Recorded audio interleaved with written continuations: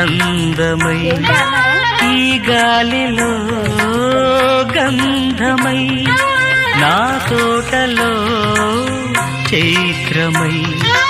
ఈ బాటనే నడచిరా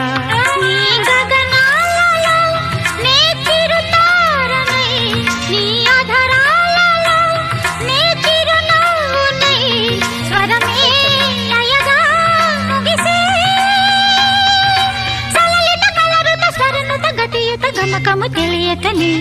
కీరవాణి చిలకల కలకల